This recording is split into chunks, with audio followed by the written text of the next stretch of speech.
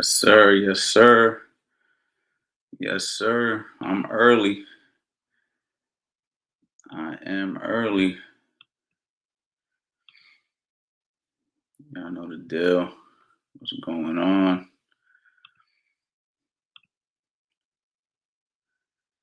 Definitely early.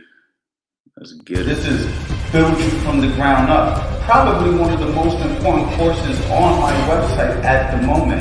And it's because I'm going to teach you step by step the fundamentals of boxing. See, you want to make sure you have a good foundation. You have good fundamentals. It's no different than building a house, right? You want to have a solid foundation so you can build on top of it. And that's exactly what we're going to do.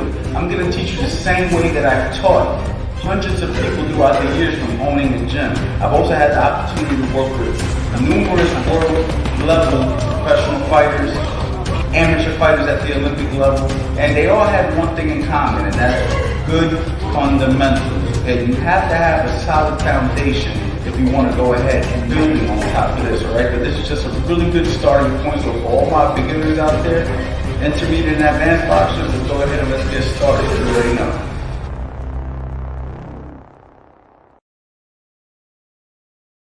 Yo.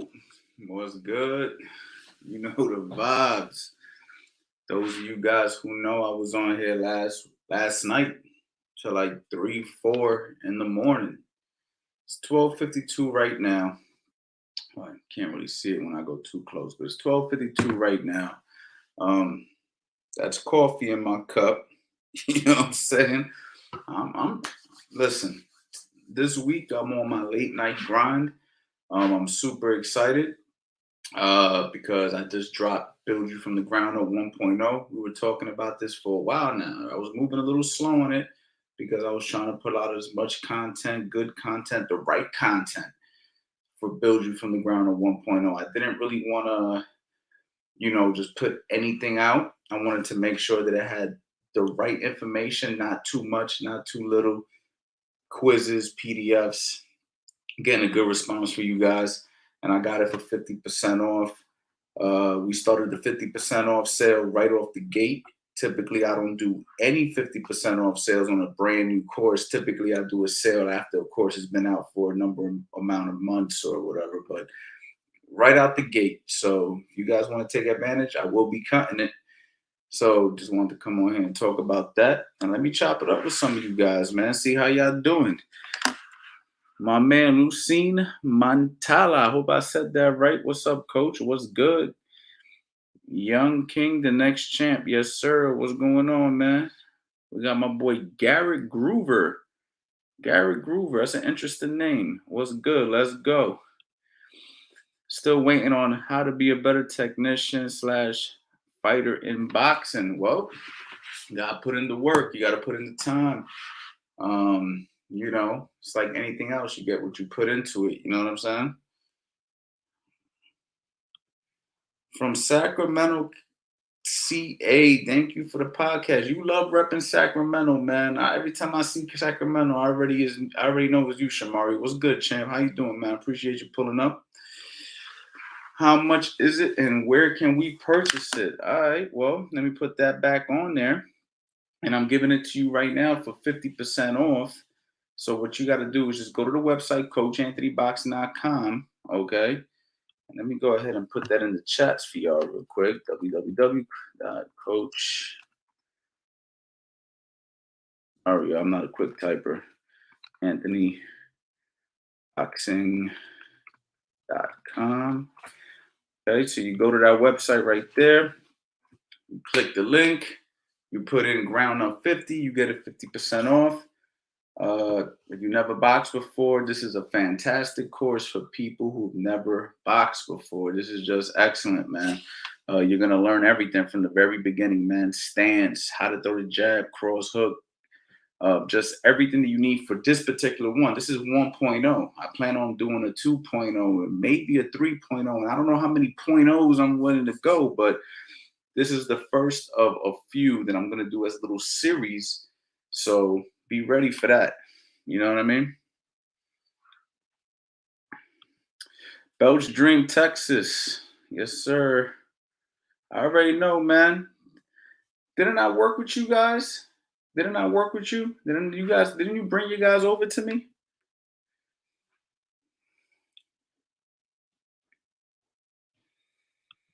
I'm 19 and want to start boxing. Do you recommend the Philly shell defense? I can't say that I recommend the Philly shell defense if you want to start boxing. I teach people tactics from the Philly shell, and I even introduce the Philly shell to guys. I have a course on my website, the complete Philly shell system, but I'm not going to recommend you the Philly shell if you're somebody who's never boxed before. You know what I'm saying?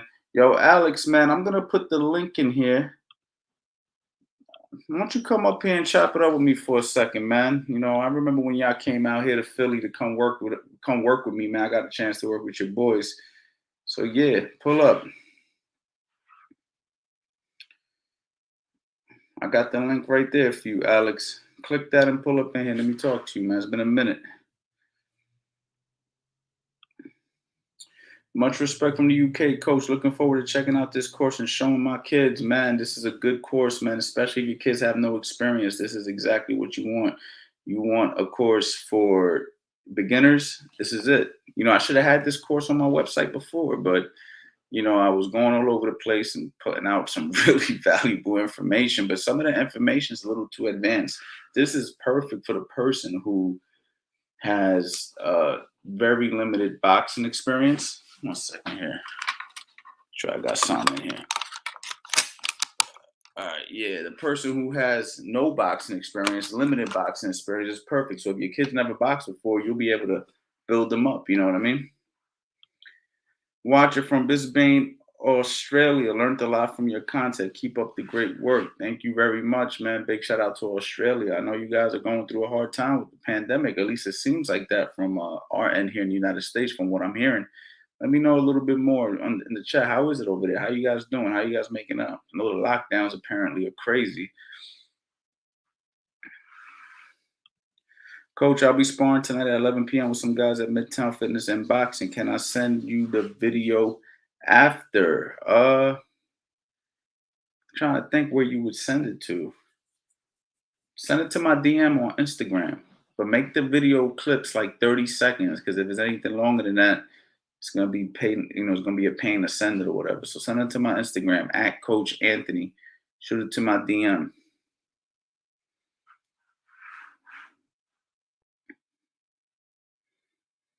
Shoot it to my DM, and I'll be able to do it up with you guys like that. You know what I mean? 1 second, guys.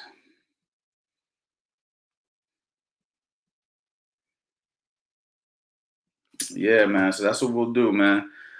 My boy Leon said, "What's up? What's going on, champ?" So yeah, man, talk to me, people. Let's do a little Q&A. You guys already know what I got going on my end. I mean, I already told you about the course hundreds of times. I'm going to remind you guys throughout the whole night. I hope you guys don't mind. I just want to make sure that I get the word out there, especially for the people who watch this late, that they have an opportunity to get the ground up 50, sale that I got going on for the next 48 hours before I put it back to full price. Once I put it back to full price, who knows when I'm going to do a sale if ever again. I'm planning on going up on all my courses, to be honest. So, that's just something to keep in mind, guys. It's 1 hour.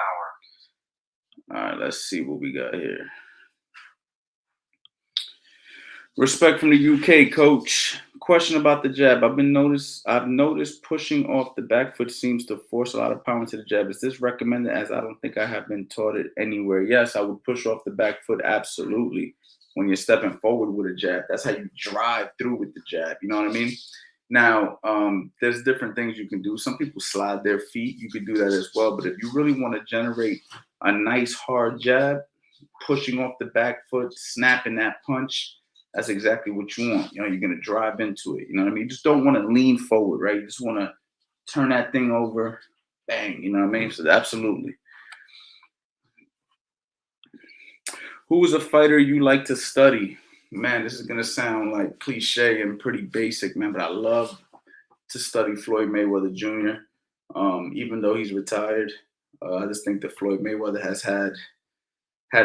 displayed just fantastic fundamentals, man, from the beginning of his career all the way to the end. But if we're not going to talk about Floyd, You know, you have a lot of guys. You got James Toney, you got Floyd Mayweather, current guys today. You know, you can learn from guys like Shakur Stevenson, man. Shakur Stevenson is making a name for himself. He is going to be probably the next Floyd Mayweather if he can keep his head on straight and not get caught up with the wrong people. And I don't mean that as far as the style, right? I mean that more as far as skills go. Terrence Crawford, you can learn from. He's another good fighter today's era. Canelo Alvarez, very smart, very slick fighter. Um, you know, these are the guys that you can learn from that are current. And in the past, you got the Floyds, you got the Purnells, you got the James Toneys, you got the Mike McCullums, you got so many guys in history, man. The Oscar De La Hoyas, Eric Morales. Just depends what style that you really want to learn, you know, because there's so many different styles in boxing. And that's what makes boxing like unique from like other martial arts. Because, for instance, let's say you like to kick, right? You got Taekwondo, you got or Taekwondo, you got Tang Sudo, you know what I mean? You got Muay Thai kickboxing, you got American traditional style kickboxing, you got all these different kicking styles, and they're all titled under different names, totally different disciplines. Boxing is just boxing. Nobody really separates the different styles, but there's so many different styles. We just all call it boxing. You know what I mean? Of course, some people might call it a Mexican style or, you know, the American style, the European style. But in reality, it's all boxing, you know, because if a European comes to America and starts training guys, then a lot of Americans are going to start boxing like some Europeans, and some Europeans are coming to the United States to learn some of the stuff we do. And, you know, so boxing doesn't have that separation. So you just have to kind of have an idea of what you like and study those type of guys. You have to know which the guys are. So the key is know what you like and then know which guy fought in that manner. You know what I mean? Love from India. Big shout out to India, man. Big shout out to India. I had an opportunity to train a girl by the name of Devika, who's from India, and she was fantastic. She's an excellent female boxer, and she's doing very well. And they were very nice people, man. Very, very nice people.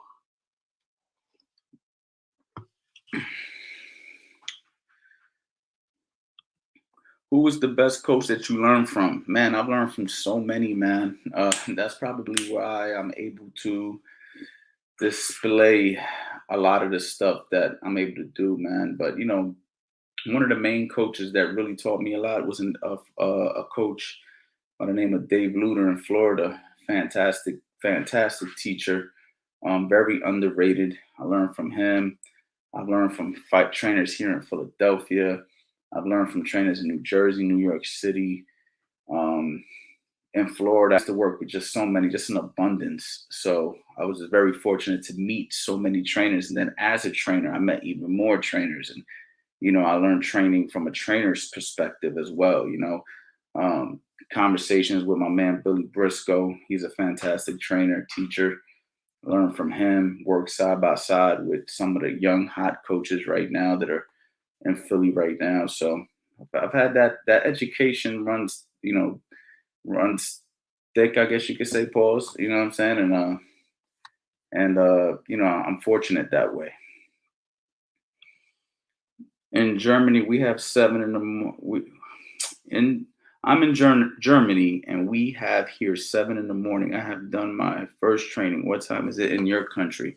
It is 1:05 a.m. So pretty sure by the time I get off of here, go to sleep, I won't be waking up at 7 in the morning. So big shout out to you for being a morning person. But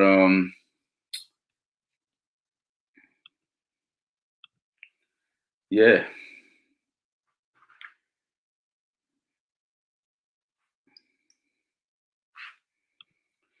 Thanks, coach. Yeah, reminded me of Tyson jabs against Wilder. Like, oh yeah, you still on that? I know I'm going through these questions slow. I know I'm going through these questions slow. Do you think that Tank will run through Rolly? There's a possibility. There's a possibility that he'll run through Rolly, but at the same time, um, there's a possibility that Rolly might actually frustrate the hell out of Tank. So I think that fight can go either way. As far as I don't mean either way in who I'm picking to win. I'm picking Tank to win the fight, but it can go either way as far as how the fight goes. It can be a difficult fight frustrating fight, or it can be a complete domination. I do have Tank coming out on top only because he's the more solid fundamental guy, um, more experience. I think he could punch good with both hands.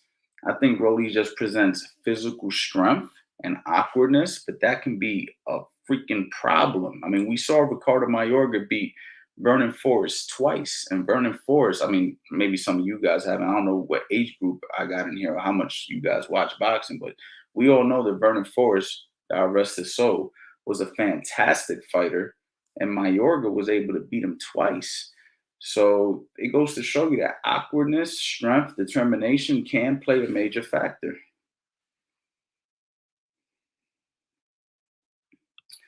Get the troll out the chat. Yeah, man, check it out. Listen, this how it goes.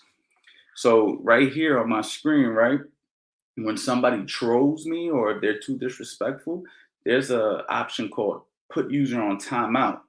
So basically, what I did to that kid who tried to troll me, I just put him on timeout, made him like, face the wall. You know what I'm saying? Remember when the parents used to make their kids face the wall? You can't look at me. You got to face the wall. You're on timeout.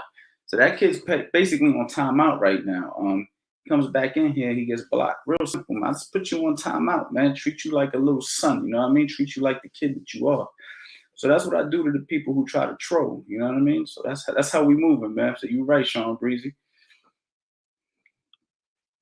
Coach Anthony, I have a heavy bag and want to start boxing to get in shape and develop speed and power. What's a good start? Man, there's just a lot of conditioning drills you can do. You need to get in shape.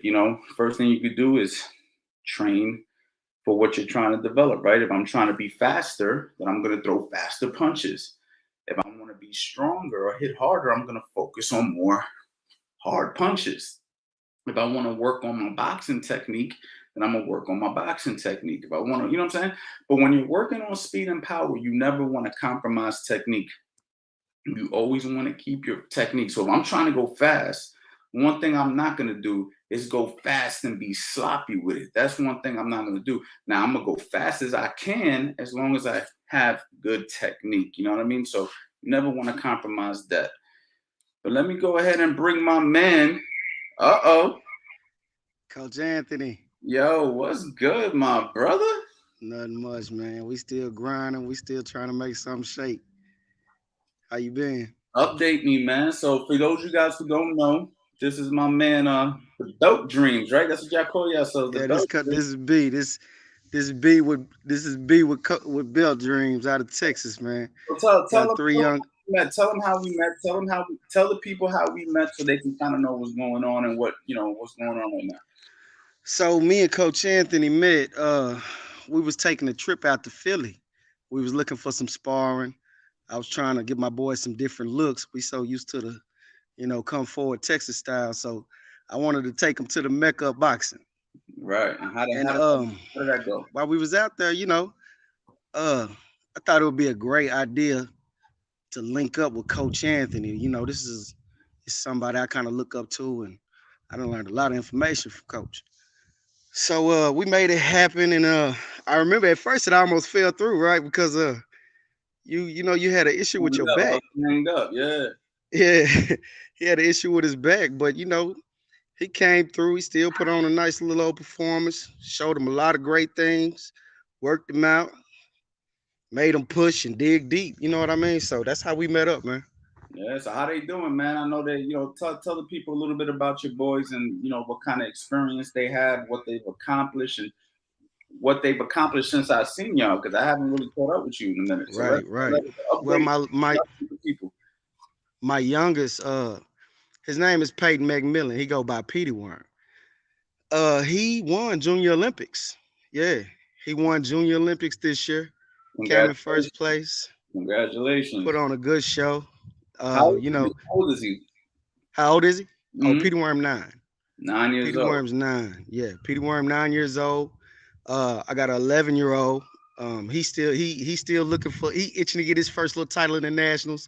He came up short in the Junior Olympics. He did win the Gulf Coast Nationals. He's 11, like I said. His name is Damani McMillan. And then I got the oldest. His name is Amarion. He go by New. He finna get his feet wet with his first nationals this year. You know, Man, it's so when I met him, he had 1 or 0 fights, right? man and coach. It's been hard. No, he had 2 fights, and Oh, it's been real hard to get him matched up. You know what I'm saying, and get him the experience he need. But he looking good, how man. many fights So he got? what's Since up? I, how many fights he got now? He got 8. He finna have 8 after this Saturday. So he'll be fighting this Saturday, and that'll make his 8th fight. That's dope, man. I'm Yeah, happy to hear you guys are working, man. You guys are moving, man. That's real dope. appreciate it, So, man. are you coaching them by yourself, or you have a coach helping you? Yeah, I be in the corner. I got some help. I got a good dude named Daryl Thomas. He been helping me along the way too. You know what I mean? But for the most part, it's me and him. We putting in the work. We grinding every day, trying to show them boys new looks, new skills. And so we just, getting it how we get it. When you coming up back over here to Philly, man? I can't hear you. Say it one more time. When y'all coming back up here to Philly, get some Oh, more. when you gonna shoot me the invite? Yeah, I'm sorry. I mean in general too, like with the sparring, man. Like, did you get good sparring when you was up here? Say it one more time. Did you get good sparring when you were here? Like, was Oh there? yeah, most definitely. Yeah, we did. We got some way different looks. I think they handled it. I think they handled it pretty good. You know, that kind of let them see where they was at because they was still when we came to Philly, they had been boxing for almost what going on a year and a half. Right, You know what I right. mean? So that was a whole year ago when we came. So they definitely made some good strides. I'm gonna send you some tape, man, and let you check them out too. Let you Yeah, check them out, see where they at. I think you'll be proud of them. yeah, man. I'm glad to hear you guys are doing good, man. That's a blessing, and you guys are gonna do real good, man. You know what I'm saying? So I'm rooting for you guys. Appreciate it, man. I appreciate it. Yo, thank you for pulling up here. Send me them videos. Send them to my DM on Instagram. I got you. I got you. Ah, Hey, B. tell them. Hey, let them know. Follow us at Bell Dreams on Instagram, man. Yeah. Let them know. Let them know. Belt Yeah, Dreams. Make sure y'all follow them, man. They doing big things, man. They working real hard. They're real talented. I had an opportunity to work with them kids personally. I only worked with them once, but it was yeah. a lot of fun, man. And they were easy to work with because they're hardworking kids, man. I remember at the end when I made them do the conditioning, they pushed through. They pushed through. They shocked you. They Yeah, shocked you they with that pushed one, huh? through. So they're definitely built for this, and you're doing a great job. Appreciate it, man. Appreciate it. Take care, my brother. All right, baby. Yes, sir. Yeah, that was real dope, man. Man, I had an opportunity to work with the Belt Dreams. Them dreams gonna become a reality. That's for sure. You best believe it. Them kids can fight, and they working hard. Um,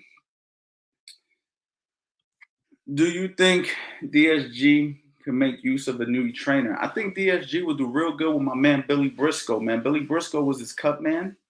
And I think that Billy Briscoe would be a fantastic trainer for Danny Garcia. He did a great job with Gabriel Rosado, took Gabriel Rosado from no experience and built them up and got that guy basically the fundamental skill set he has today. And he's still getting opportunities today. And, Danny Garcia, to me, is a little bit more experienced, a little bit more gifted with power. And I think Billy would be a good fit since they know each other, man. You know what I mean? But it seems like he has a lot of loyalty to his father, and I understand that. But I think if he had an opportunity to work with Billy and Billy was given that opportunity, it could be a good chance that Billy could do something for him. We'll see what happens. Coach, can you share your professional opinion for the fight Canelo versus Plant? I think Canelo and Plant it's going to be a fun fight. I talked about this yesterday. I think that Canelo is obviously the more experienced guy, the more seasoned veteran, fantastic fighter, good puncher with both hands. Granted, good chin, granted chin, I should say. I mean, he fought Triple G and didn't get knocked out, in the midst of Triple G knocking everybody out. So it's going to be a very hard battle for Caleb Plant. You know what I mean? But Caleb Plant presents his own set of issues. He got good lateral movement, good jab, moves around, very slick. He's tall, natural 168 pounder, hungry, wants to fight, been through a lot of turmoil in life.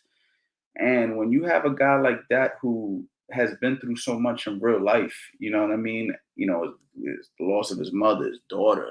The guy's been through a lot. My bad.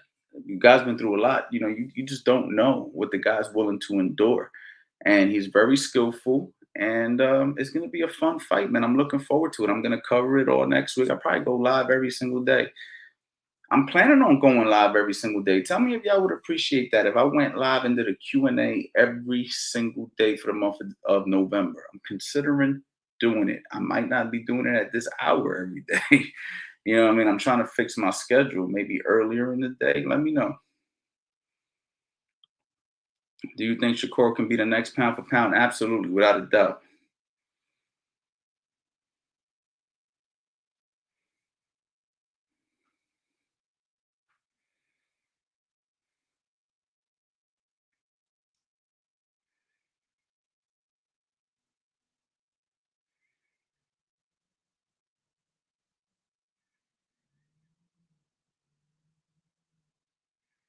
Trying to go through a lot of these questions, man. I'm moving along to the ones I feel I could answer real quick. Hey, Coach Anthony, I'm new to boxing. Joshua, congratulations. Welcome to the boxing life. Welcome to the game. And I got a course, 50% off. If you're new to boxing, now's the time to get it. Go to CoachAnthonyBoxing.com. All right. I'm going to constantly promote the course because for all my beginners out there, this is your opportunity to get in, learn from me, and learn it at your pace because it's going to come in a course form. You could watch it, learn the jab, cross, hook, the stance, all the basics, man. Very, very, very solid course, man. Jump on it, man. But either way, congratulations to your journey in boxing. You're going to love it. It's a lot of fun.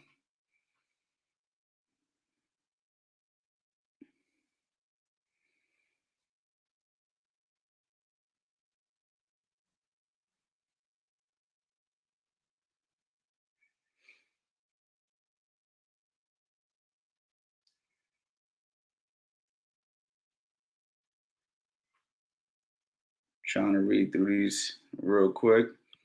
My man Caesar, coach, I promise I can be champion, not even capping. I'm just training at the moment, but should I go to YouTube fighting or hit you up? Not sure what you mean. Should I go to YouTube fighting or hit you up? What do you exactly mean by that? Is 41-year-old too old to start boxing? It's not too old to start boxing. I hope you don't have plans on trying to be a world champion, though. You know what I mean? But it's not too old to start boxing. You can box. You can do a masters tournament. You could do those type of things. You could train for your own well-being, for your health, for your fitness, for a new journey to learn a new skill. But, those type of reasons you could box. But I wouldn't suggest you like trying to pursue anything because it's probably not going to happen.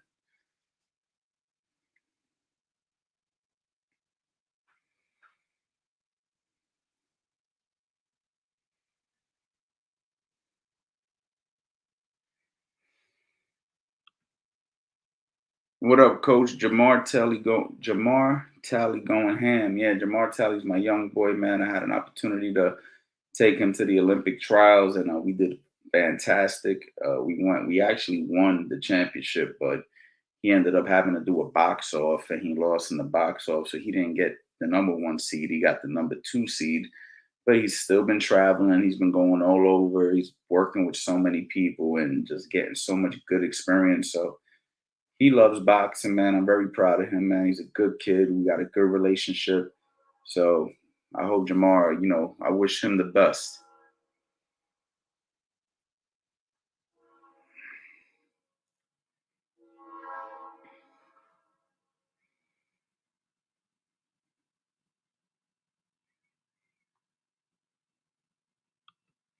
Complete noob here, curious on your opinion, awareness of Marvin Cook stuff. I've never really watched Marvin Cook, but I know him. We spoke before. Seems like a nice guy.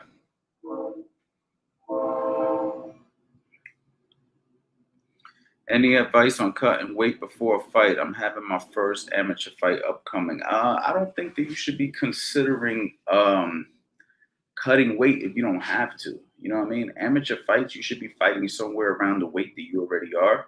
I wouldn't be trying to cut 10 pounds, 15 pounds. It's an amateur fight. So let's just say you've been training for a couple of months and you're ready to fight. Whatever your conditioning level is, whatever your weight is, that's the weight you should fight. Now if you're fighting in a tournament, then I would pick the weight that's closest to that tournament weight. So for instance, let's just say I'm 172 pounds. and I want to fight in the Golden Gloves. In the Golden Gloves, you have two weight classes near 172. You got 165 and 178. I'm going to attempt to make 165. And that's only about a 7-pound gap. I should be able to do that. You know what I'm saying?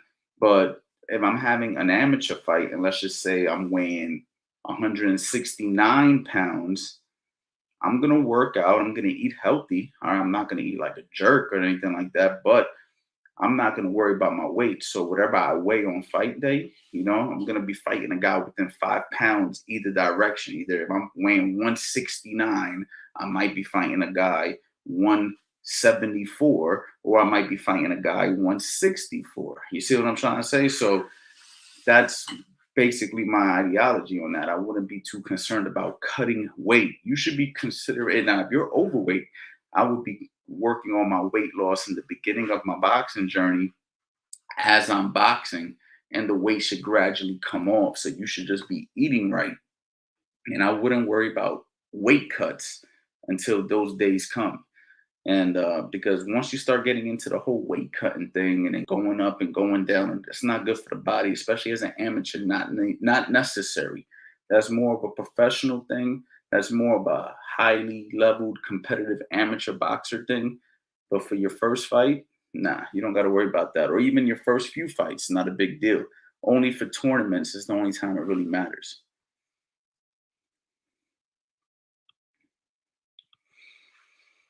What do you think about Gleason's gym? Have you ever been there? Yeah, I've been to Gleason's. I've been to Gleason's a lot. Worked out plenty of times there. It's a monumental gym. It's been around for a long time. There was a time when it was a very serious gym. Now it's more, I believe, a business type gym. Guys are there to make money. The trainers are there to make money. The owners obviously want to make money, and a lot of regular people go there and just work out, train, pay their trainers, do their personals and stuff like that. And I'm sure there's still some fighters that come in and out of there, but there was a time when that was a die-hard fighters gym. Now it's more of a for everyone gym, from at least from the last time I've been there. And since COVID hit, I'm sure there's all these restrictions and stuff. But yeah, Gleason's just a very historic gym for New York City. They had 2 locations. The one they got right now is near the Brooklyn Bridge. But yeah, I've been there. I've worked out there myself and trained people there. I actually did a media day there with Hank Lundy. Somewhere on my YouTube channel, you can actually check it out. I actually did a media day with Hank Lundy there, and we had a really nice media day. Big fan of your work. Salute. Thank you very much.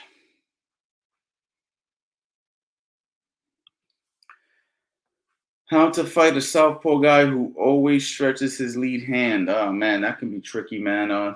We call that fencing, because you're kind of like fencing with a guy. I mean, in the amateurs, they're probably going to have an issue with that. But yeah, I would put my hands out there with him. I have a whole section on that. If you go to my course, How to Box the Opposite Stance, I did it with Eddie Chambers. That particular course, we talk about fencing, but it can be frustrating to deal with, but there's ways around it for sure. How many miles should an amateur boxer run? That's a subjective question. Everybody's different. Every coach is going to give you a different answer. But I think for the most part, amateurs should be focusing more on hard runs, like sprints. Should be focusing more on sprints because you're only fighting 3 rounds and you need to be able to explode with some hard punches, you know what I'm saying? Fast punches and dig deep and burn that conditioning. So some good sprints, maybe 1 or 2 to 3 mile runs a week is all you really need. Let's just say maybe you do 2 days of sprinting and 2 2-mile runs a week. That's 4 runs a week. That's more than enough. You know what I mean? But you don't need to be running like 5 miles or 8 miles or none of that stuff. You can also just do 3 miles, but try to beat your time and try to eventually get it to like 20 minutes to 21 minutes. If you can get your 3 miles in 21 minutes, you're doing really, really well. So that's a good run as well. You know what I mean? So yeah, for the most part, more sprinting is what an amateur boxer should be focusing on. So let's just say 1 day a week or 2 times a week, you go and you do 10 wind sprints. You know what I'm saying? or if you're doing your run, let's say you're doing this is something that we used to do when I was an amateur. We do a 2-mile run. And the first mile was just a regular run, right? Nice, good run. And then the second mile, we would actually sprint every other light pole. So I would sprint a light pole. You know how you're on the street, got light poles? I would sprint a light pole, jog a light pole. Sprint a light pole, jog a light pole for the whole mile. That's really good. I like that a lot. You know what I mean? But it's a bunch of different approaches. The key is to elevate your heart rate, slow it down. Elevate your heart rate, slow it down, because that's how a fight's going to be.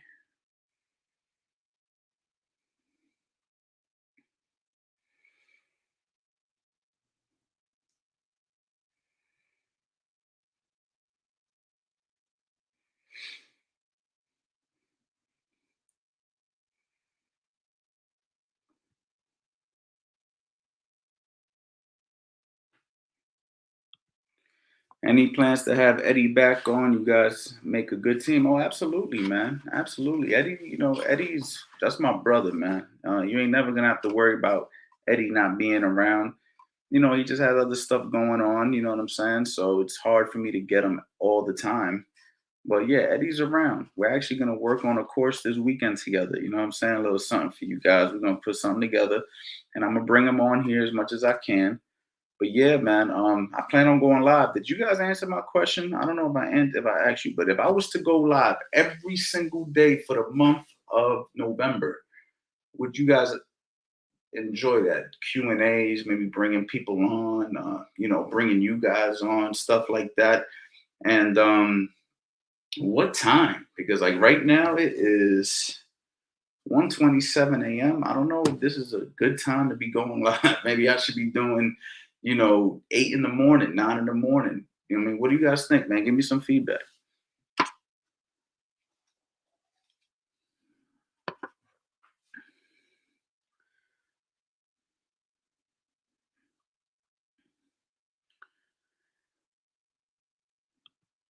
Thanks for the reminder on the courses. Oh, thanks for the reminder, Coach, for sure. Yes, sir.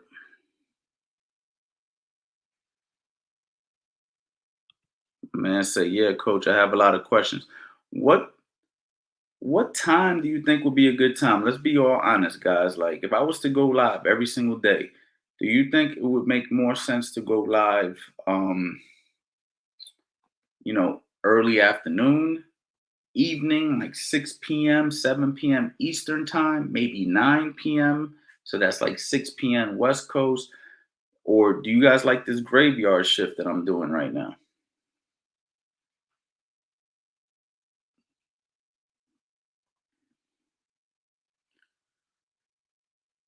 All right, a couple of you guys are saying between 9 and 11 p.m. Are you guys on the East Coast or the West Coast?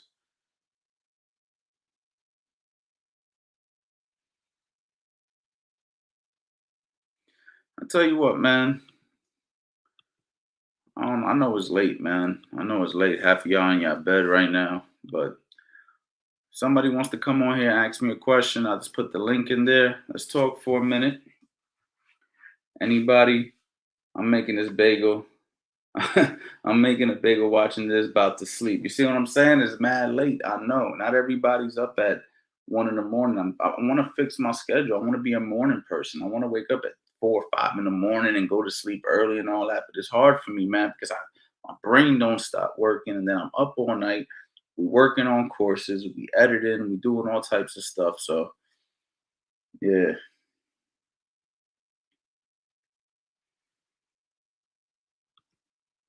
Coach, that would be dope if you did a daily live podcast. Yeah, what time do you think would be good, Shamari? 9 to 11 EM Eastern is good. I'm on the West Coast, so that works. I'm Central. I'm battling the same demon. Have you ever worked with the Mayweathers? Yes, I have. I actually did work with Jeff Mayweather. Oh, that picture stuck there. I was gonna try to show you a picture, but I got a picture right there with Jeff Mayweather, King Mo. Got a chance to work the corner with Jeff Mayweather. hung out with Floyd Sr. So I've had an opportunity to be around the Mayweathers in my career. I've trained people at the Mayweather gym, so that was a blessing, man. My man Titus from Brooklyn, but I trained him in the Mayweather gym. So yeah, I got some Mayweather experience for sure.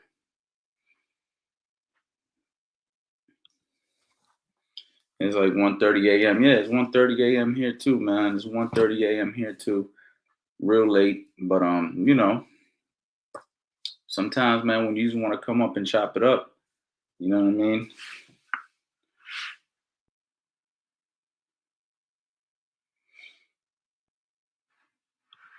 Jeff Mayweather is a good individual, man. Let me tell you, man, one of the most nicest people I've met in boxing. Not too many, man. Not too many. I'm telling you, boxing got a lot of funny style people, but Jeff is one of those good ones, man. Really good ones.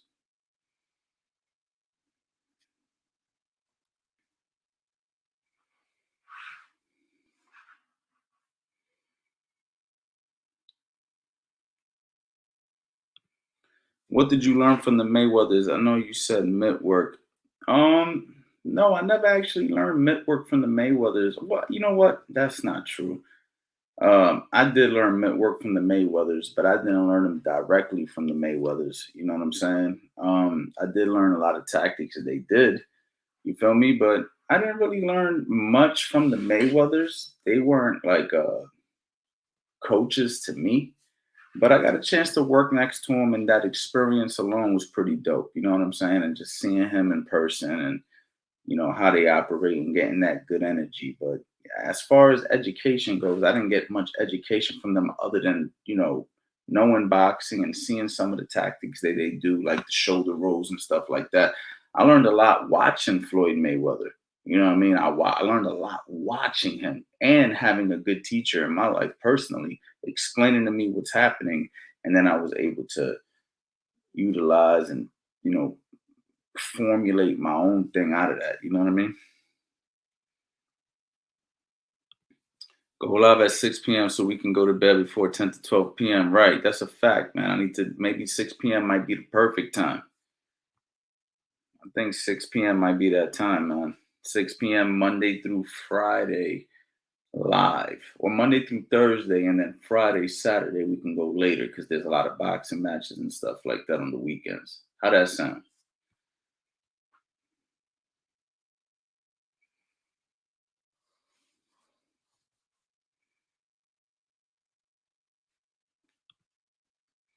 Amazing family. Yep, absolutely. As a coach, how do you manage the feelings about changing your fighter's form if you're worried they might get hurt trying new stuff or if they execute something wrong? I don't, when you say changing a fighter's form, what do you mean? Because what I do is I just teach my fighters how to box and I teach them form technique. And I don't really have a problem changing anything that I feel is going to help them in their boxing. So if I see a fighter who's doing something that can be improved, then that's what I'm going to focus on. I'm going to try to improve the weaknesses. That's really what it is. I train what I see. You know what I mean? I learned that from a trainer in the past, and that's something that I stuck with me. I train what I see. So if I see a fighter not turning his punches over properly or not pivoting, not turning his hips and his foot into the cross or the hook, he's slapping with the hook, or, you know, he's not moving his head enough, or little things like that, I'm going to work on these things. I'm going to work on the weaknesses. It's boxing's very individual a lot of the time, so I'm going to focus on the weaknesses. I'm going to try to make the weaknesses strength. You know what I'm saying? And it also depends how much time I have with the fighter, when's the fight, stuff like that as well. Trying to change a fighter when you have 4 weeks to get him ready for a fight is kind of difficult, so you kind of got to work with what you have. But if you have time to develop a guy, then you take a guy and you develop him. You work on what needs to be developed. It's no different than any other form of exercise when you think about it. Like, let's just say you're in the gym and a guy comes into you're a personal trainer, and a guy comes into the gym and he's overweight. Then what are we going to focus on? We're going to focus on his weight, right? We're going to bring his weight down. You dig what I'm saying?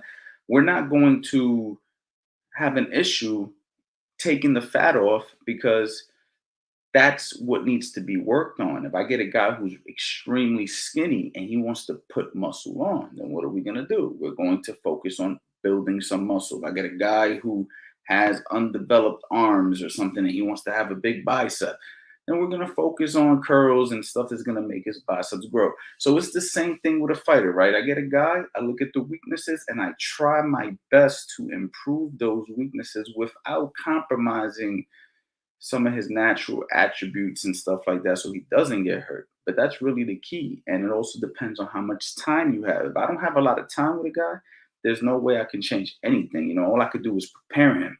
So let's just say you come to me and you only have 4 weeks to get ready for a fight. And in that 4 week period, I'm going to have to just condition you, get you sparring, and send you out because we don't have time to play around. 1 week, you're going to be cutting the weight. The other 3 weeks, we got to get you prepared. You see what I'm saying? So time. So there's a few variables that go into that. You know what I mean? We got my man. Time. So there's a few variables that go into that. You know what I mean? Quentin, there's an echo. There's a variables that go into that. You gotta turn down. Quentin, there's an echo. There's a variable. Quentin, you're gonna have to turn down. You're gonna have to turn down your laptop or something. There's too much echo going on right now. Can't do that. Can't hear what you're saying. I can hear myself though.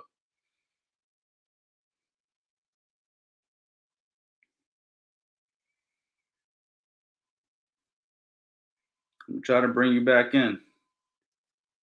Quentin. Hello. My man Quentin's having some technical difficulties. Quentin, I tried.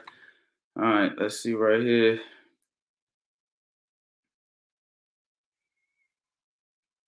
I've coached a different sport for over a decade. Oh, my bad. I've coached a different sport for over a decade, but when it comes to boxing, I'd be worried about giving information to an athlete I didn't know was 100% correct because of the risk the fighter takes on. Yeah, absolutely. That's why you don't just make anything up. You know what I mean? You don't make up techniques. I tell people that all the time. I don't make anything up. I pass down what works. You know what I'm saying? Through experience. You have to have experience. If you don't have experience, then that's a big problem. You know what I mean? It's hard to teach somebody when you don't have experience in what you're teaching. So you won't have a problem with that if you have enough experience because you'll be making decisions based off of the experience you have. You know what I mean? But if you don't have experience, then yes, that can be an issue.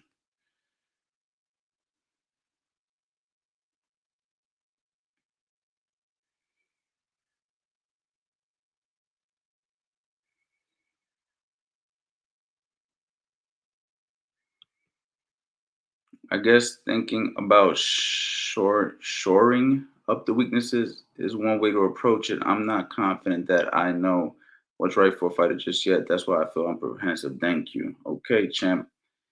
I'm glad I could help out. Hey, coach, how can I get my defense better? Well, you got to work your defense. You know what I mean? You got to work it. If you don't work your defense, then how you going to get it better? You know what I mean? Best way to work your defense is to have a partner, maybe work on some drills. I got a course, Defensive Principles 101, one of my best courses on my site. So you can always check that out. I actually got a sale going, so you can go on my website and check that out. But yeah, man. I mean, you have to work your defense. You know what I mean? If you don't work your defense, how you gonna get better? So it's like anything else, you got to practice. You know what I mean?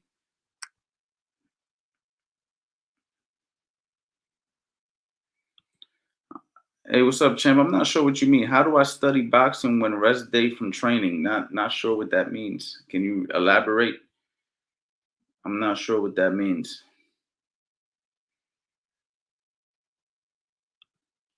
6 p.m. and stop eating at 7 p.m. The weekend should be around the fight times, but weekdays should be strict supplementation. Organization is the key to life. Yeah, man. I like that. Something I'm working on right now.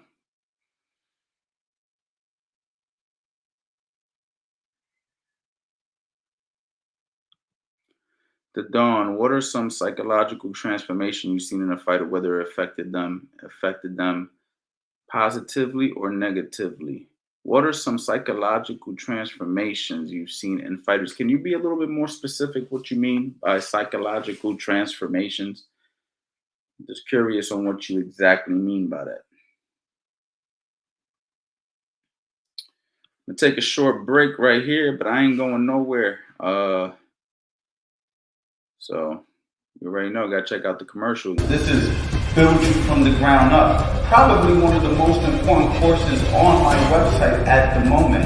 And it's because I'm going to teach you step by step the fundamentals of boxing. See, you want to make sure you have a good foundation. You have good fundamentals. It's no different than building a house, right? You want to have a solid foundation so you can build on top of it. And that's exactly what we're going to do. I'm going to teach you the same way that I've taught hundreds of people throughout the years from owning the gym. I've also had the opportunity to work with numerous world-level professional fighters, amateur fighters at the Olympic level, and they all have one thing in common, and that's good fundamentals. Okay, you have to have a solid foundation if you want to go ahead and building on top of this, all right? But this is just a really good starting point. So for all my beginners out there, intermediate and advanced boxers, let's go ahead and let's get started. You already know.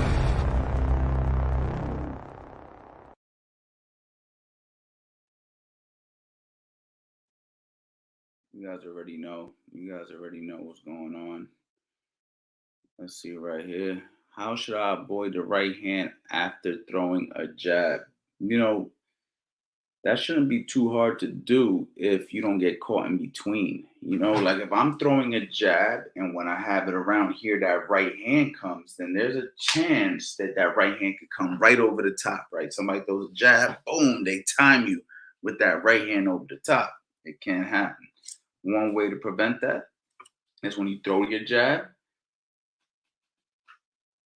See that catcher's mitt? Another thing, you notice that my head was off that line a little bit. So I'm throwing the jab and I got the catcher's mitt here.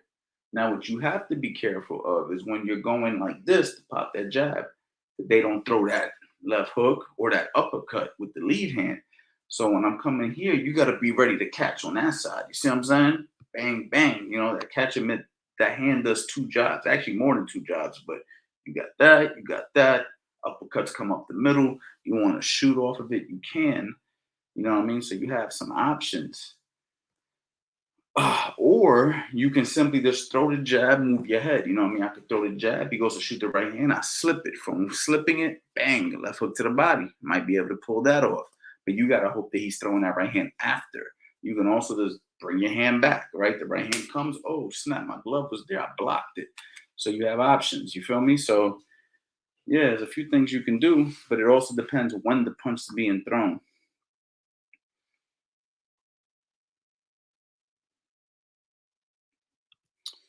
So I guess this is going off of right here. What are some psychological transformations you've seen in fighters, whether it affected them or not? How has their psyche hindered, assisted, or hindered them in training or fights? You know, I've seen fighters get better, and I've seen fighters actually go backwards. And it's happened with a few of my amateurs. I've had amateurs that improved, and I've had amateurs who started off really, really well, and then they just kind of like plateaued and then actually went backwards. So it can happen, you know what I mean? It can definitely happen. It can happen either way. It really depends on the athlete and how bad do they want it, how strong is their mental fortitude, how much discipline do they have, what's going on outside of the gym. A lot of things play factors when it comes to fighters. You have to remember that, you know, boxing is also very, very much affected by your life outside of the gym. You know what I mean? Not just in the gym. You know, let's say you're in the gym for 2 hours a day. There's still 22 more hours in the day. You know what I mean? You still got to sleep. You know what I mean? You still got to live. You still got to be disciplined. You know what I mean? So, you know, how bad do you want it? How much do you think about it? That's why I think it's really good when like kids are trained or have their father in their life. You know, I know they say fathers and sons aren't a good match for, but I think in the beginning stages, it's good because you know, even if your father isn't your trainer, him motivating you to train, taking you to the gym, holding your hand, stuff like that. Because when you're young, you need somebody who's going to force you to do the things you don't want to do. You know what I mean? When you're young, you kind of just want to play, you want to whatever. But a father figure will help you build and install that discipline. And then once you have that discipline installed in you, then as an older male, or female, when you start, boxing at a professional level, you already have the fundamentals intact from years and years of being disciplined. And then it just comes down to your will and what you really want and how much do you believe that it can happen, right? Like, I think a lot of people give up in life, not just boxing, when they don't believe what they're after is obtainable. Like, for instance, if you wanted to be a millionaire and you just didn't see that for yourself. You're like, there's no way. Like, how am I going to be a millionaire? I'll get paid, $5 an hour. I'm broke. I live poor. I don't have no money. It's not realistic for me. If that's your mindset, then you're right.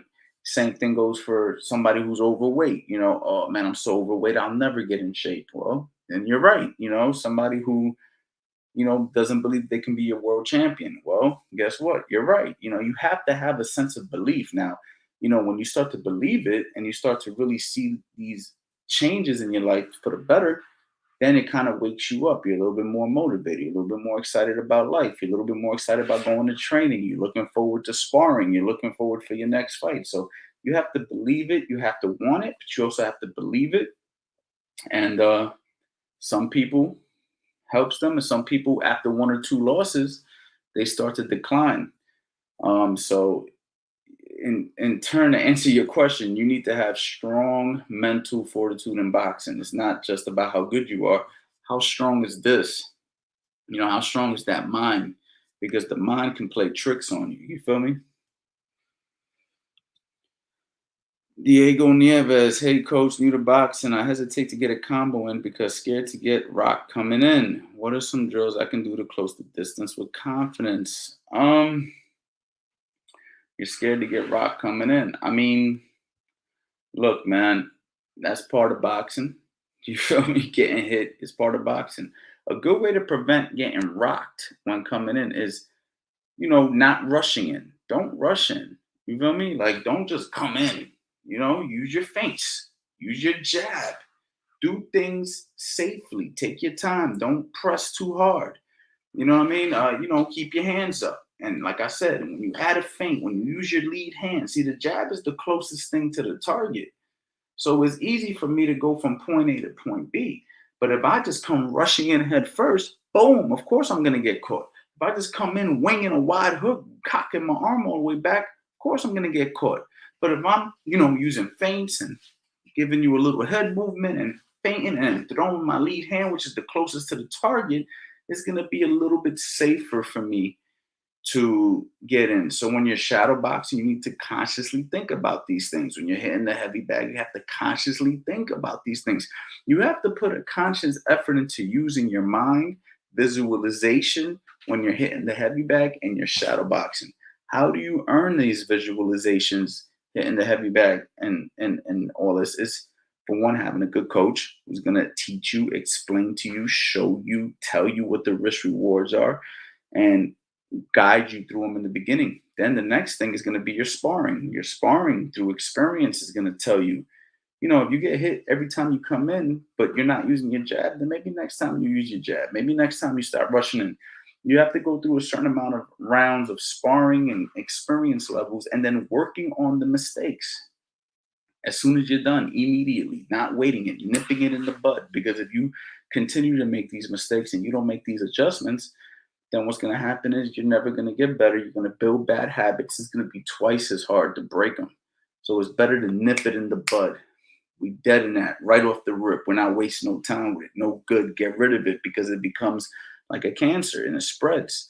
So you have to make sure that, you take this very seriously and, use your feints, use your jab, keep your hands up. Don't rush in, use your brain, be a thinker. And it's not the strongest guy who wins, it's the smartest guy.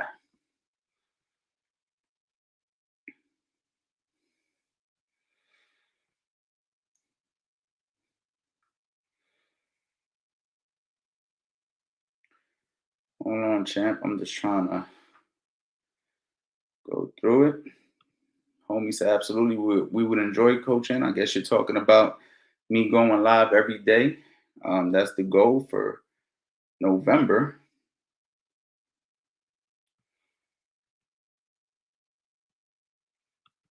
Somebody said 10 p.m. Eastern is good in my opinion.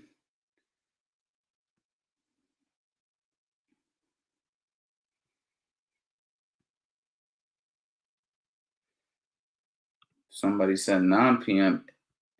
Sean Breezy said 9 p.m. Central.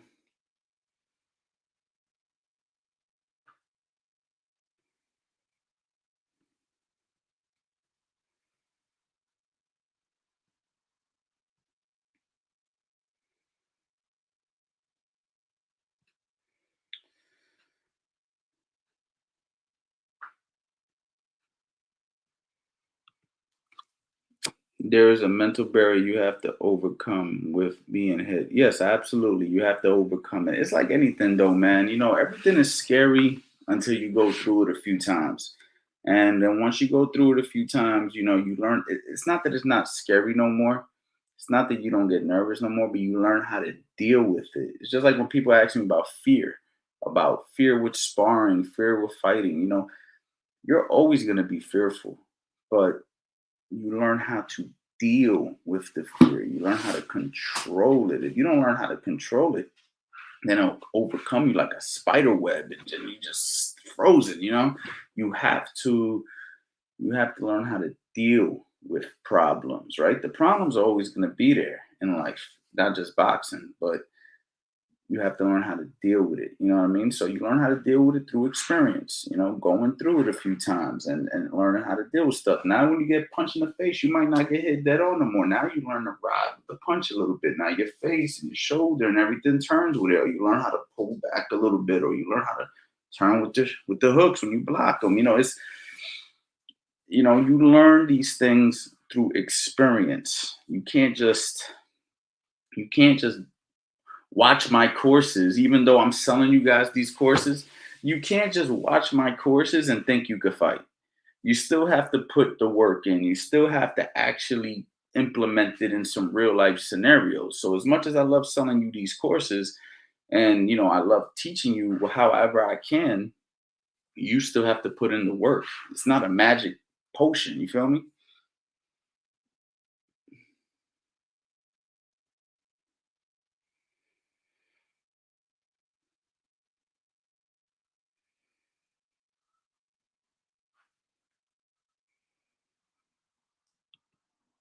Thanks, coach. You the GOAT. I appreciate you. Sean Breezy, coach, I don't hear you talk about Mike Tyson a lot. Did you like his style of boxing? I liked it a lot for Mike Tyson. Absolutely. I loved it for Mike Tyson. I don't think it's for everybody. A lot of people ask me, hey man, do the peekaboo. Hey man, do this, do that. It's like, listen, Mike Tyson was a special athlete, and I think what he did worked for him. You know what I mean? But I personally don't teach that much at all, honestly. It's because not everybody's Mike Tyson. You see what I'm saying? So Mike Tyson was a special athlete. He was able to do certain things that average people can't do. And for his particular body type, structure, strength, and the way they groomed him from a child, they did a fantastic job with him. Mike Tyson is definitely going to go down in history as one of the GOATs. You know what I mean?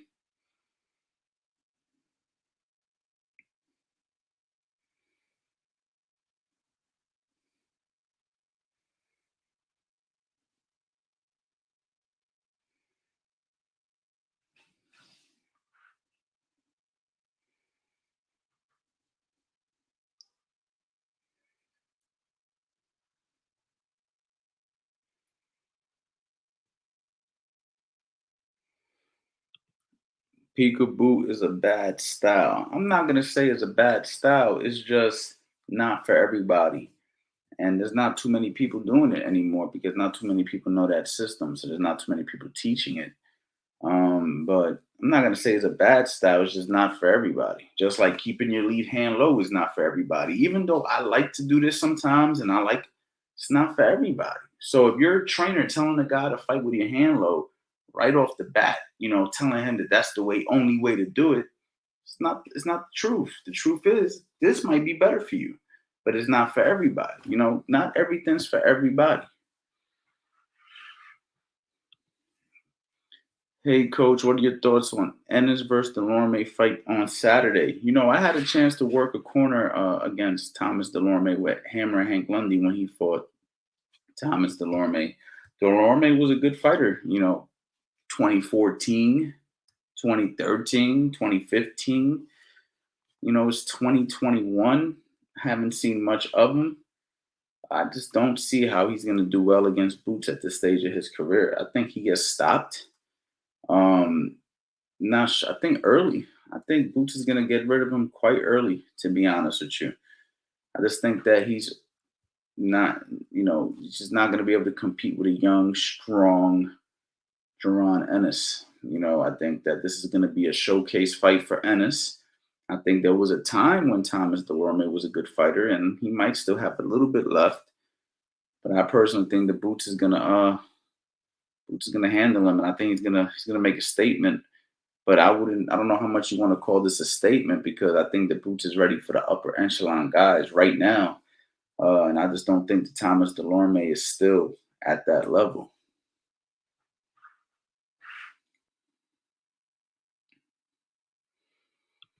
Why do most fighters only fight one way? I'm not sure that I agree with you on that. I don't know if most fighters only fight one way. A lot of fighters fight a lot of different ways, a lot of different styles in boxing. So I'm not too sure that I agree with you. Maybe you can elaborate further, but I don't think all fighters fight one way. I think everybody fights different, to be honest.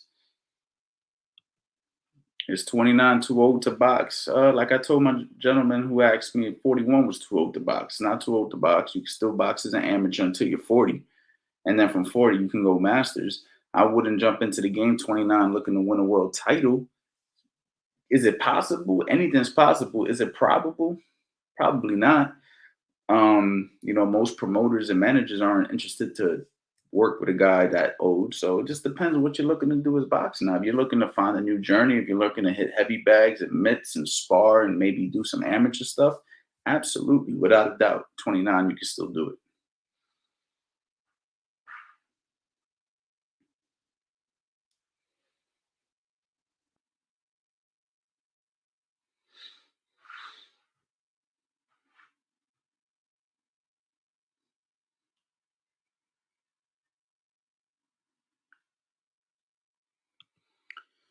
What are some important pieces of information you should be communicating to a fighter when working their corner during a fight? When to change tactics, what the point is doing. When you're in a corner, you don't really want to do too much. Uh, you don't want to say too many things because your fighter's not going to be listening. You know what I'm saying? Your fighter's adrenaline's through the roof. He's tired. He might be dealing with anxiety. Who knows? You know what I mean? He's got all these thoughts running through his head. So you want to keep the information simple. You don't want to give him like, hey man, throw a jab, left hook. But when you throw a left hook, I want you to pivot over here, come with the overhand. And then when you do this, you're going to cut it out. He ain't heard half of the words you just said. You know what I mean? You just might want to keep it real simple. Hey man, keep doing what you're doing. You're doing a good job. But do me a favor. Keep your fucking hands up. Or, hey man, you're not throwing the right hand. Let your right hand go. Or stay on your jab. Your jab is looking beautiful. Okay, let's set everything up off the jab. We want to pay attention to what's happening in the ring. And we want to figure out a way to give him the information in the easiest way possible so he can consume it, because he's under a lot of stress, or she. You're under a lot of stress as a fighter.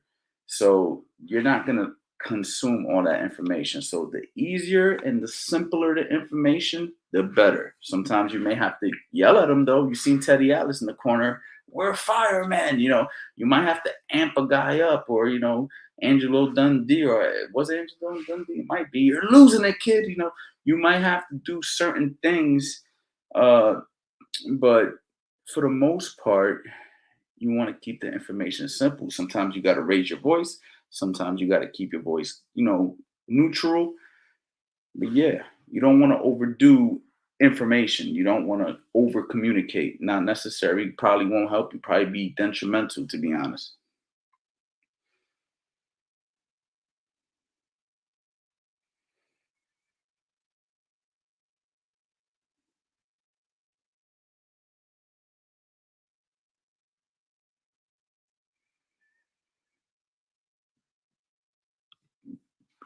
Randy, what's good, Randy? How do you handle weight cutting, or is that another thing for you? How do you handle weight cutting, or is that another thing for you, fighter, to handle? Another thing for your fighter to handle? Um, trying to get the question. But the weight cutting, we're working that throughout the camp. You know what I mean? We're watching what we're eating. We're trying to come down in weight. We're trying to get to the lowest weight possible. And then the last week, you're taking the water out basically. You know what I mean? So you want to be working that weight down. You want to be monitoring that weight as camp progresses. If you're weighing a certain amount of weight and you're overweight, 6 weeks out, 8 weeks out, every week, we want to be stepping on that scale and we want to see where we're at so we know how much we have to cut. So for the most part, the fighter is most likely going to be handling that on his own most of the time, unless he's like a really high level professional and he's bringing in chefs and everything like that. And, people, he wants that. He wants you to monitor that. But for the most part, the fighter knows, especially if he's a professional, he knows how to eat, knows his body. And we're just going to pay attention to the weight, and we're not going to do anything too extreme too soon. We're going to take the weight down gradually, and in the last week, we're going to take the water out. And there's different methods that you can do for that. I'm not going to get into that right here, but there's different methods you can do to pull the water out. But other than that, you're trying to take off probably, hopefully, no more than 10 pounds the week of the fight. That's really where you want to be at. If you're doing more than that, you're pushing it. I've seen guys do 20 pounds and stuff like that. Not a fan. So you want to try to get as close to your fight weight as possible and then just take the water out on fight week.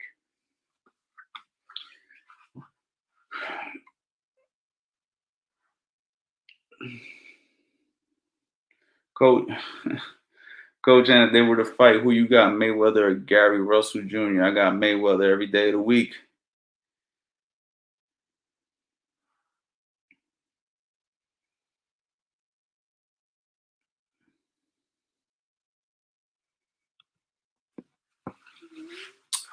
What's going on, Coach? I wanted to ask you, what do you think about strength and conditioning for boxing? Do you think calisthenics is better than weight training?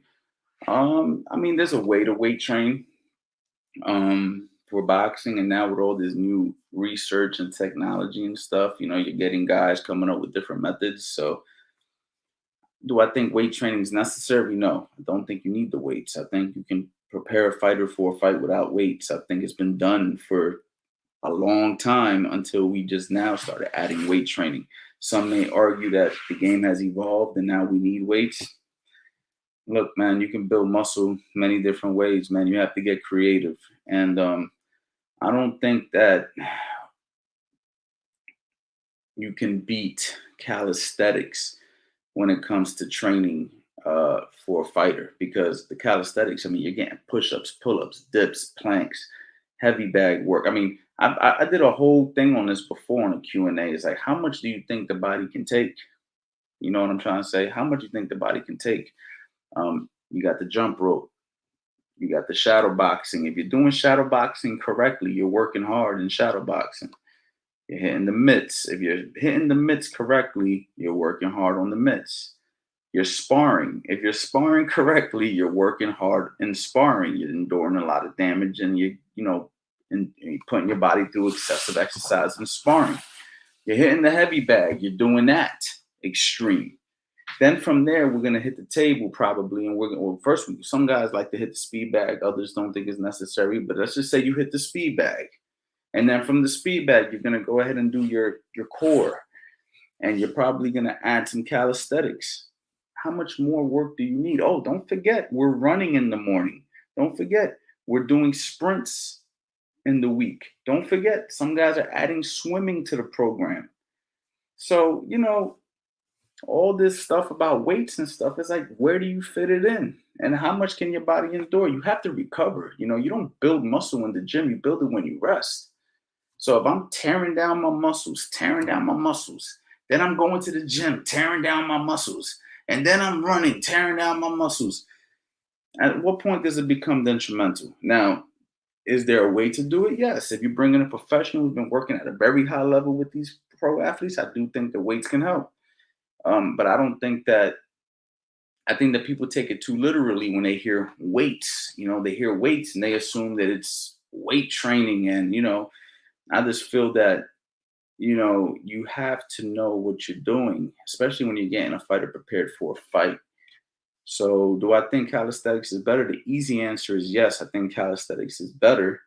But the more complicated answer is there's different forms of weight training and different approaches that you can do with the right rest and recovery, supplementation, legal supplementation, right? Not illegal.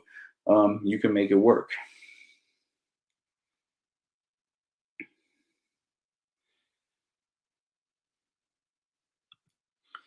Damn, had I known about this last year, I would have woken up earlier. Now I'm ready to go to work. All the best from the Netherlands. Hey, man, it's all good, man.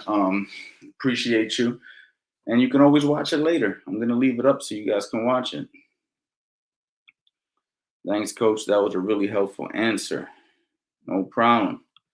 Rap star boxing knowledge. Always showing love. Salute everyone in London in the building. Big shout out to London, man.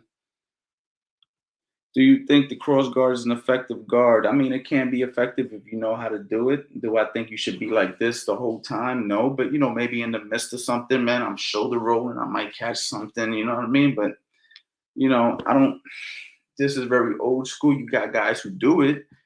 I don't really do it, but I can see how it can be effective, you know what I'm saying, in close, you know what I mean? Boom, catch some shots or whatever. So, but I don't personally teach the cross guard as a main line of defense when it comes to blocking. I prefer hands up, elbows in. I do like the Philly shell or the shoulder roll, but that's where I kind of keep it.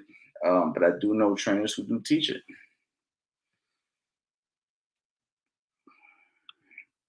Another question for you: when getting back down on the rope / corner and getting trapped, should I punch and jab my way out or weather the storm? It just depends. That's a complicated question because it depends where you're at in the situation. If you're in the corner and the guy already closed in, now how you gonna jab your way out, right? Now you kind of got to deal with it. So if you can get yourself out of the corner before that happens, see, the key is prevention. If you could prevent things from happening, that's the better option.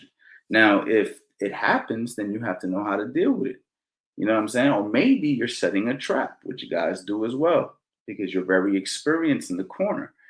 But if you're not comfortable with being in the corner, if that's not something that you do on a regular basis, then you're gonna probably be better off not getting trapped in the corner. You know what I mean? So you have to know where you are. You have to have ring awareness. You have to know where you are in the ring at all times because once you're there, you're there. So once we're there, now we got to deal with it. We can't, worry about it now. Now we're here. So how do we deal with the problem? You know what I'm saying? So that's the key, preventing that from happening if you're not comfortable there.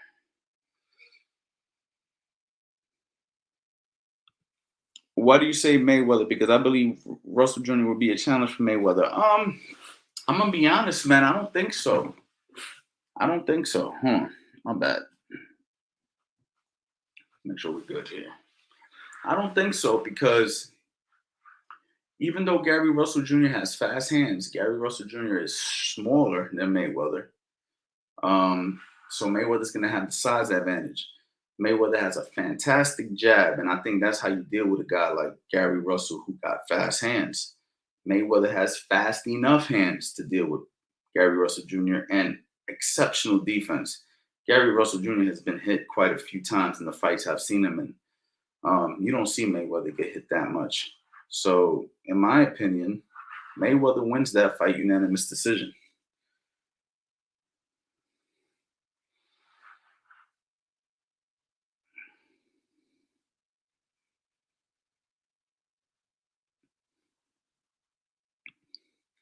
Coach, how to use the shoulder roll effectively like James Toney, man. Come on, man. Yo, listen.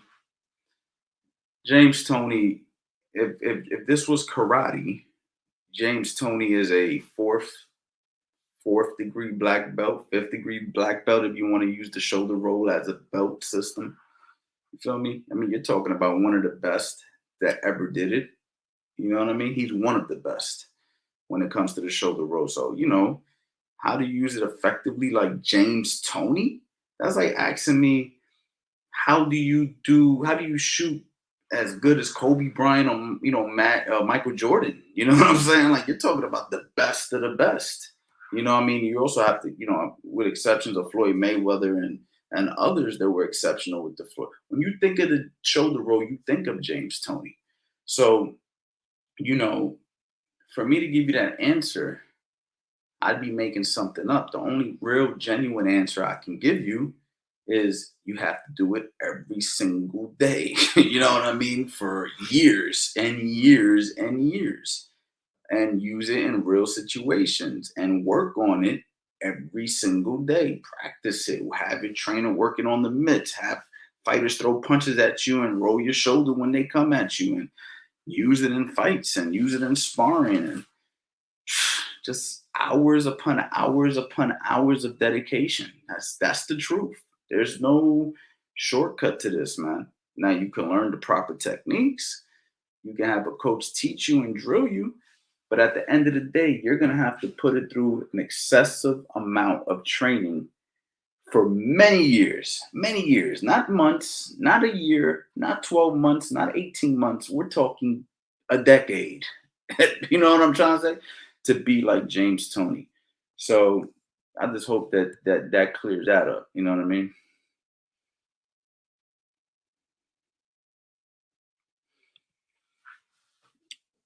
I have a problem where I am apprehensive to open up and use combos / asking on beginners or just regular sparring partners because I don't want to hurt them. Is there a way I can get over that? Yeah. I mean, you have to know who you're sparring. You have to know who you're sparring. So if I'm sparring a beginner, or if I know I'm far more experienced than the person that I'm sparring, then that's a good thing to feel. I'm not gonna open up on those guys. Those are the guys that we can go ahead and answer becoming finances question. How do we use the shoulder roll effectively like James Toney? Well, we're going to use those type of guys.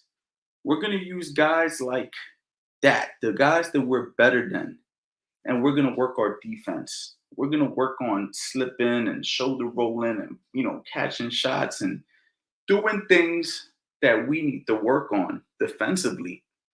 We're not going to hurt those guys. That's not what we're going to do. We're going to work on defense with those guys because you have to train defense just as much as you train offense, right? What's the saying that we've been saying? 50% offense, 50% defense. People train it 25% of the time, wonder why they get hit twice as much, right? That's the defensive slogan that we've used. Big shout out to my guy Billy Briscoe on that one. Now, we have to what's the saying that I'm looking for? We have to be open-minded to who we're sparring. Now, if you want to open up and you want to hurt somebody, then you might have to up the level of competition that you're sparring. Stop sparring the beginners. Start sparring the experienced guys who can handle what you're dishing out. And then you don't got to worry about that. Of course, it should be under the supervision of a coach, right? You should have a good coach. You have somebody who understands how to move you along in your journey. But for the most part, you have to go up in level if you want to open up. If you don't want to open up on the guys because you're better than them, work your defense.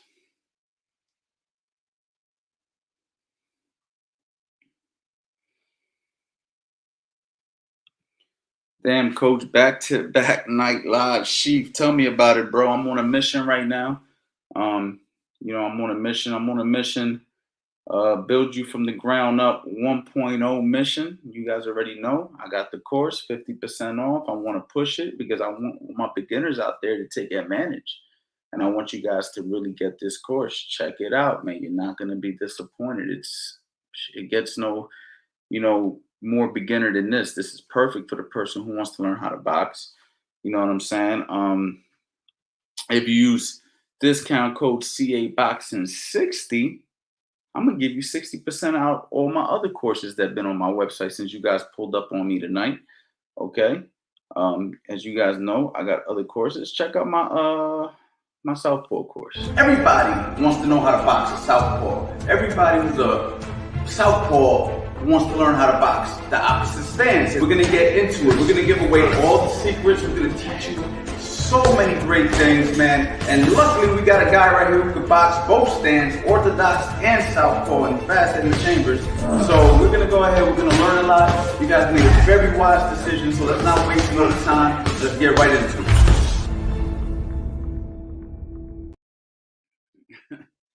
That's how to box the opposite stance, show. That works for orthodoxes versus southpaw and southpaws versus orthodox.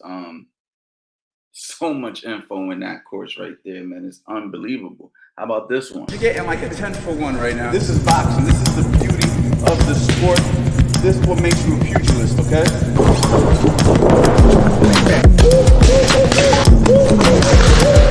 Oh, beautiful. Keep it flowing.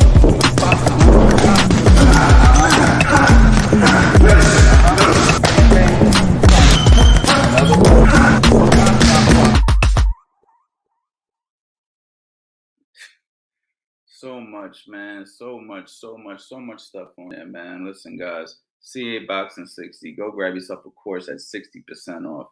You know what I mean? And of course, you know what I mean? We got the one that I'm pushing right now that I told you. I don't give sales. I do not give sales on brand new courses, but we're doing the ground up 50. So make sure you go to the website, man. Take advantage, man, because after that, I'm cutting it off, man. For sure. Trust me on this. Let's see what we got going on here.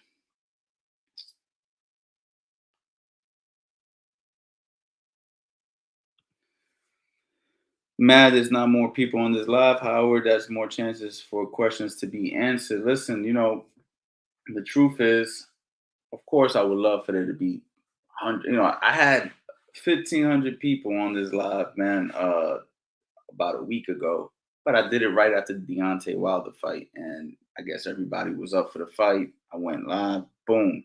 These last 2 lives that I did, I mean, they were random. I literally just cut on my computer, say, you know what, I'm gonna go live, chop it up with the people, man. You know what I mean? Because I'm up. You know, I've been working on the computer. I'm like wired. I'm like, man, I want to talk to my people. And listen, like you said, more opportunity for you guys to chop it up with me. It's personable. These kind of lives are cool because they're personable. And I get a chance to really connect with you guys, you know what I'm saying? And as you can see, I'm answering the questions. I'm you know, I'm trying my best to get the point across what boxing's all about.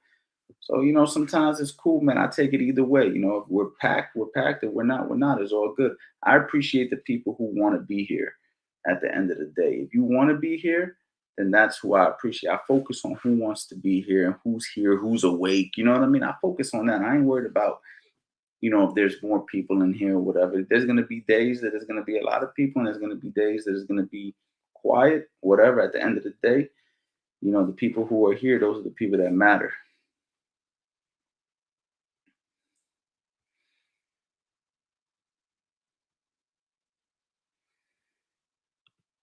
New sub here. Yo, Adam, man, appreciate you for subbing, man. I appreciate that a lot.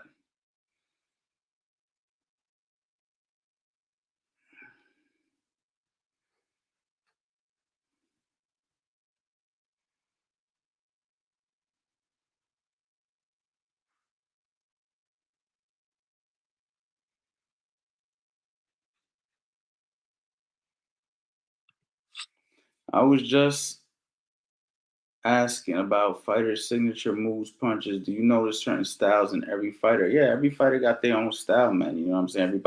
Every fighter got their own signature punches. You know what I'm saying? So there's a big variation in everybody, man. Everybody's different. Everybody got their own bag of tricks. Marquis, sup, coach? What's going on, my guy? AB said, thanks, coach. You're welcome. I don't know exactly what you're saying. Thanks. I don't know what I answered, but you're welcome. Coach, how can I improve my counter punch? How can I improve counter punching speed or reflex, man? You got to work it. You got to train it. You know what I'm saying? on a regular basis. I got a course, how to set traps and counterpunch. I wish I had the freaking commercial on here. I'm gonna have it on here next time. But yeah, you just gotta train it, man, every single day, man. You gotta work at it every single day, and you have to be taught properly. You know what I mean?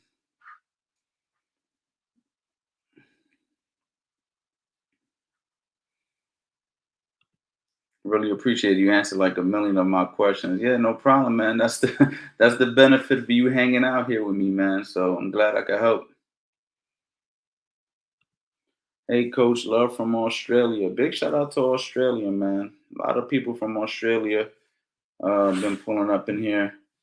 You know what I mean? So big shout out to Australia. Can I become a good boxer just by using the heavy bag? Um, you can improve your technique by hitting the heavy bag. You can improve your power by hitting the heavy bag. But as far as becoming a good boxer, you're gonna have to put it into play against a real person at some point. Man, big respect all the way from the Bay Area. Appreciate you, my guy.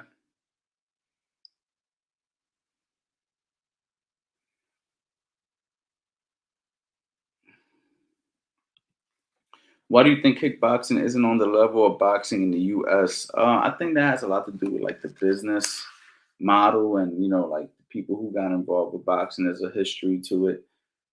So yeah, it's more so like business than anything. I don't really think it's interest.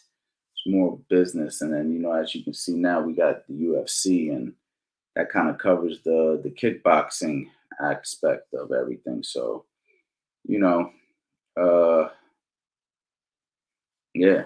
But I know it had to do with business back, and then a lot of the money guys got involved with boxing and blew boxing up, and that's kind of how the whole boxing thing exploded over kickboxing.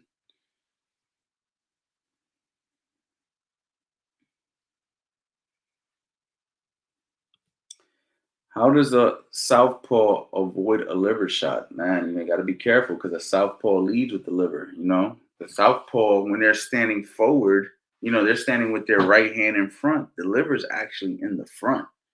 You know what I mean? So, if I'm boxing a southpaw as an orthodox guy, if I can maybe throw that lead hook, get that guy to block, hop, boom, that double shot, that wop, wop. Actually, the same combination I would throw against an orthodox guy, to be honest. But that liver is a little bit closer to me now. You feel me? So as a southpaw, man, you just got to keep that elbow in. Be ready to block that thing. But it's the same thing for orthodox. You know what I mean? Orthodox guy, you got to keep that elbow in. You know what I mean? You throw that right hand, a guy slips and bang. You know what I mean? Or a guy throws a left hook to your head, you go to block it, you leave your stomach open. Let me hide this real quick. Oh, got the banner up. If I go like this, there's a hole there. If I'm a southpaw, if I go like this, there's a hole there. So, you have to be aware of that and be ready to catch at that elbow. That's how you're gonna block that shot. You're not gonna go like this, leave your face wide open, right? You got to keep that in. You know what I mean? Elbows in, like the jiu-jitsu guys say. Elbows in to win. Brazilian jiu-jitsu guys that I used to have in my gym, because we used to have MMA, they would always say that. Elbows in to win. So in boxing, I don't know if it would be elbows in to win, but it would be elbows in to protect yourself. You know what I'm saying? From them body shots. But also, if your elbows are in and then you shoot your straight shots, those are good too. So yeah, you don't want flared elbows. You don't want to keep your hands up too high. You want that hand right here where I could do two things. See, my hand is right here. I can block, I can punch, I can protect the body. So my right hand right around my chin is a perfect spot, because from right here I could block and I could punch. See what I'm saying? Hands too high, now I'm pure defense to the head. Hands too low, now my face is wide open. You feel me?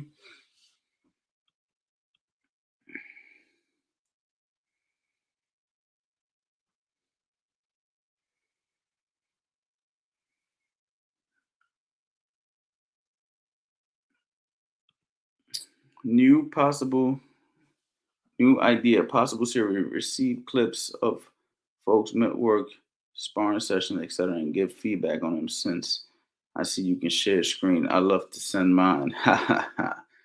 maybe we'll do something like that. I plan on possibly going live every single day, the month of November. That's the goal. I'm just brainstorming. This isn't set in stone. But if I do, I'm gonna need different ideas. So, possibly we could do that. And if I do, I'll be asking you guys to send some stuff in, you know what I mean?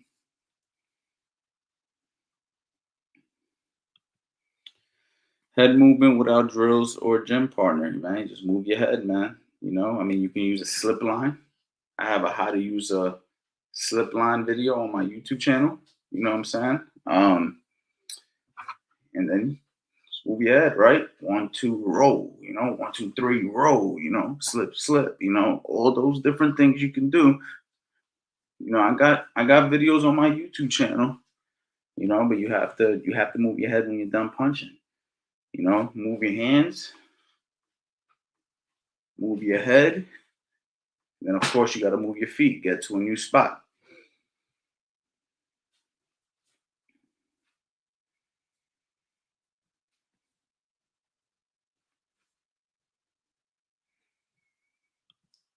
Who do you got, Teo or Cambosis? I don't know much about Cambosis. A lot of people like him. But I was impressed with Teofimo against Lomachenko, so it's gonna be hard to go against Teo. But never seen Cambosis fight, man. So I can't really. I hate talking about a guy I've never seen fight before. You feel me?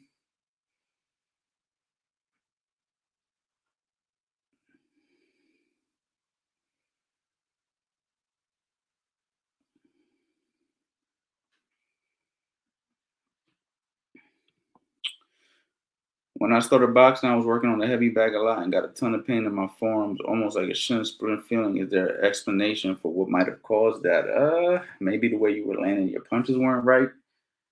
Were your hands wrapped properly? Maybe you just needed to condition them by using them more. I don't know. That's a funny one. I can't really answer what caused it. But hopefully it went away. I guess to go off my last question, how can a southpaw land the liver shot against an orthodox fighter? To me, it seems harder to set up. Ooh, I got one. I got one for you, man. I got one for you. But I'm telling you, you should get my course, How to Box the Opposite Stance, Southpaw versus Orthodox. Southpaw versus Orthodox. Grab that thing for 60% off, man. We talk about that. But you gotta use your brain now. You gotta use your brain. You gotta think about what you're asking me, right? So you know where the liver is, and you know you're a southpaw, right? So you gotta use your left hand to get there. Now there's different ways you can get there. You see what I'm saying? So yeah, it can be set up though, for sure.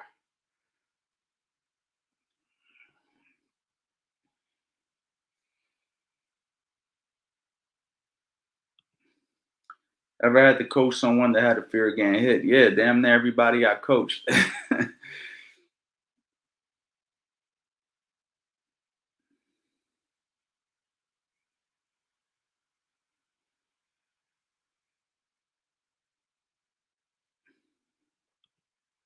Live stream a live workout from the gym. It's an inspiration to see something you like in live form.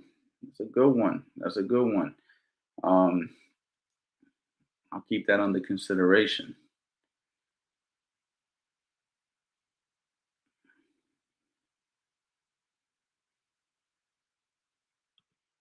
Thanks for the answers. I'm gonna call it a night. Have a good one. Cheers. Thank you for showing up. Yeah, man. I think I'm gonna. Then what do you think? Should I call it a night? Been on here almost 2 hours. Let me see here real quick.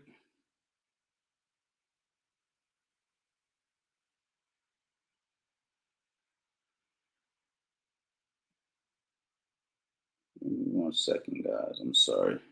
Trying to see something.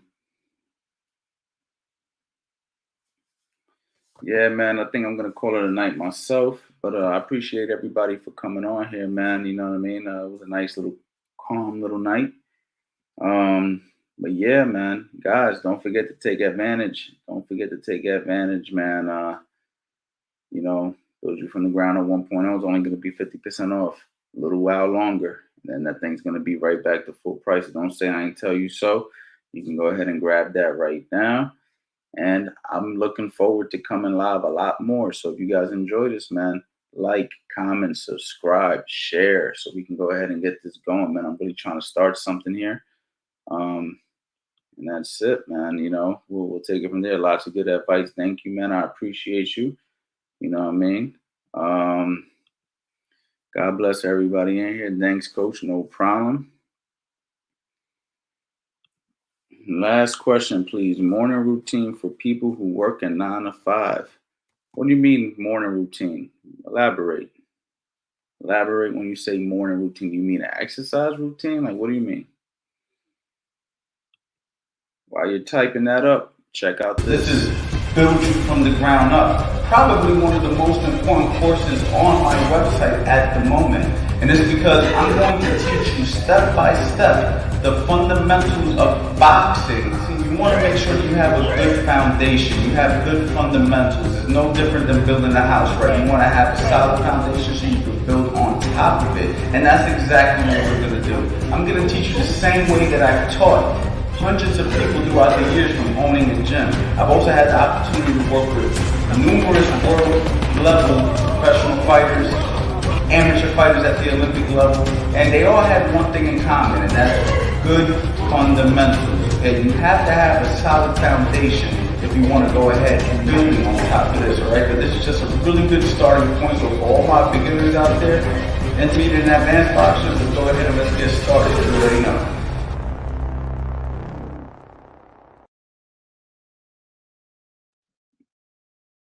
Okay, so let's see. Workout routine, boxing routine. Listen, man, if you're working a 9 to 5, why don't you just do your run in the morning, like a nice 3-mile run, you know what I mean? And then do your boxing when you get off of work. So then you could work out 2 times, you know what I'm saying? You wake up, let's just say, I don't know, 6 a.m., 7 a.m. You go for a nice little 30-minute run. Come home, take a shower, eat your little breakfast, get ready for work. Boom, grind out. Come home 5 o'clock, drive home, get home at 6, get ready, go to the gym, box at night. What's wrong with that? You know what I mean? Trying to get it all done in the morning, you know what I'm saying? It's going to be a little difficult, you know what I mean? And boxing's a little grueling to just get up and to start boxing. But if you do decide you have to box early in the morning, any regular routine, you could jump rope 2 or 3 rounds, 10 minutes, just depends on the day. Shadow box, hit the heavy bag, hit a speed bag if you have it, some core work. There's a lot of different things you can do, you know what I mean? But for the most part, I would break it up into 2 if I could. I would incorporate the road work and then I would incorporate the boxing at night.